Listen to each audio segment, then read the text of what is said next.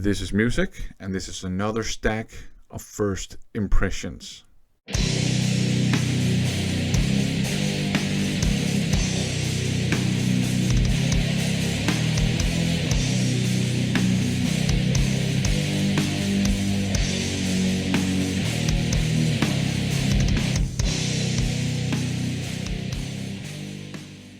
Welcome to another First Impressions video. I have a good stack of CDs here. I am enjoying just chewing my way through all the blind buy CDs I picked up towards the end of 2021 and the beginning of 2022. Just enjoying exploring new music and just, taking it all in. That's great. Let's just get down to business. Up first, we have the Mastery here by Accuser. The hype sticker says intense thrash metal straight to your face. I think that's a pretty good description. To my ears, we're dealing with modern thrash metal here with a modern production. We have some fast and intense thrash metal parts. We have some chunky riff parts. We have some groovy parts. We have some innovative and technical parts as well. And on top of that, you have kind of gruff sounding vocals. So very, very good, very enjoyable thrash metal release. Back in the day, Accuser were kind of ahead of the curve. Nowadays, they're more like on the curve, but that's probably because they invented the curve. This is great. This is enjoyable. If you like your modern thrash metal, check out the Mastery by Accuser. Up next, Impenitent by Aeon's Abyss. Australian death metal meets black metal with some injection of thrash metal, I would say. Maybe even a bit of doom metal every now and then. It's a nice mix of, gnarly, extreme metal and more sort of atmospheric kind of extreme metal. The vocals are sometimes growled, sometimes screechy. It's a bit arty, but not farty. There's an artistic feel to it, which I appreciate. It's just quality, slightly artistically oriented, extreme metal. If you like your black metal, your death metal, your thrash metal, if you like your atmospheric stuff, if you like your cavernous extreme metal, if you like your more gnarly extreme metal, all of that mixed together, this is what you get here, and it's great stuff. So I would certainly recommend picking this one up. Up next, No Other Gods Before Me by Agent Steel. This one is very interesting. This is speed metal, and it's interesting because, first of all, John Cyrus is back on vocals, and his voice hasn't really changed at all. That's actually quite impressive. Very well preserved voice there. And the style is also kind of almost like identical to the style on the first couple of releases. So Skeptic's Apocalypse, Mad Locust Rising, and Unstoppable Force. It's that sort of branch of speed metal, so just fast songs with some slower parts every now and then, lots of melody, soaring vocals, just overall just great stuff. The production is more modern, so that's where this one differs from the sort of original first releases by this band. So it's great stuff. A bit of Poison in the Chalice, perhaps. There are allegations, at least, that some of the musicians performing on this one have not been paid, or at least didn't get paid what they were due. And if that's the case, that is kind of low class. But if we sort of ignore that, this is a great speed metal release.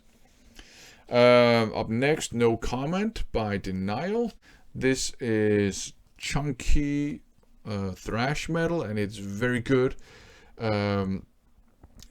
Great stuff, kind of leaning more towards sort of the classic kind of 80s, I would say, thrash metal, maybe with a more modern sound. One thing that's very impressive is that the bass sounds almost exactly like the bass on Handled with Care by Nuclear Assault. That's pretty impressive, and it sounds very good here. And as you can see, lots of tracks on this one. That's because kind of like half of them almost are bonus tracks, kind of live tracks, so that's very interesting too. Great stuff. All the songs are fantastic on this one. Just nice thrash metal.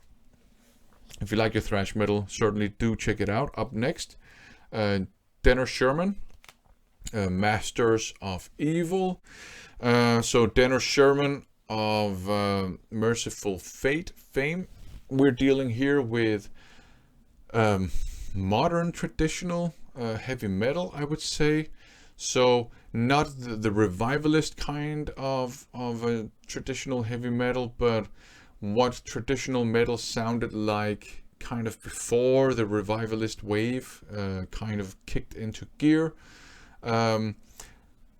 You do have, all the songs are great, and they're very well composed, very well performed, just great across the board. There is a bit of a Merciful Fate feel to it, which kind of makes sense, obviously. At times, it kind of even goes into US power metal territory. Some of this might owe to the fact that I think it's Sean Peck actually doing the vocals from Cage. And so that's more in the Ripper Owens kind of school of singing, which is great. The vocals are fantastic. I mean, Sean Peck is his own, right? He's not a Ripper Owens ripoff or anything like that, but it's sort of towards that approach to singing. Great stuff. Very versatile vocalist. He can do the screams. He can do sort of hit the low notes and, you know, things like that. Just overall great vocal performance as well. The music is also sometimes very aggressive and heavy and edgy, and other times a bit more lighthearted and 80s metal kind of like, but it is modern traditional metal, and it's great. And I think if you're like a King Diamond fan and you want to sort of pick up, you know, releases from the sort of expanded universe, if you wish, this one is an essential, I think, in your collection. Okay, up next, a split, Deus Otiosus, Death Lives Again, and Hideous Invasion Combat Grind. This one is very interesting because Hideous Invasion, I think they were kind of a precursor to Deus Otiosus. We're dealing with death metal. Hideous Invasion, I think 3 of the members in Hideous Invasion are also in Deus Otiosus. And if you look at the history of the bands, it kind of seems like Hideous Invasion kind of folded when Deus Otiosus kind of took off. So that's quite interesting, and it can be difficult to tell the difference between the 3 Hideous Invasion songs and the 4 Deus Otiosus songs. The production sounds very similar. I would say Hideous Invasion, their songs it's death metal, but they might have a hint more thrash metal to them than Deus Otiosus's 4 songs have. Deus Otiosus more, you know, old school, actually kind of death metal, but there's still a bit of thrash metal going on there. So yeah, good stuff. It's a good split. It's just very interesting, kind of historically, sort of in the part of the history of the band here. It's just quality, enjoyable death metal with some speed metal elements. Speed metal thrash. Actually, Hideous Invasion does have some speed metal elements, but it kind of like not in the same way as Agent Steel does, but you know, just the fast picking and things like that. But they're slightly more thrashy. Okay, so more Deus Otiosus. This is a bit of a cheat because it's not really first impression. It's an EP with 2 songs on it called Sis Mortuis Mundo. Mortuus, sorry, Mundo. My Latin is a bit rusty. Anyways, has 2 tracks on it, but then you have an entire album that's Murder, that's the debut album, and I have heard that as bonus tracks, which I think is pretty cool. So yeah, it's Deus Otiosus, it's death metal, chunky death metal with lots of old school elements as well, and quite a bit of thrash metal elements too. Not as much. There's not a whole lot in Hideous Invasion, right? But there's a bit more in Hideous Invasion. So not as much as in Hideous Invasion, but the songs on here, both the 2-track EP and the Murder debut album, do have some sort of chunky, thrashy parts. It is kind of like they're kind of looking back at the thrashy origins, in my opinion, of death metal. But it is death metal, and it's, again, great, chunky, no-nonsense death metal with some thrash metal elements. Great stuff. If you like your death metal, I think you should pick that one up. Some more Deus Otiosus. Godless. This is another one that I have actually heard before.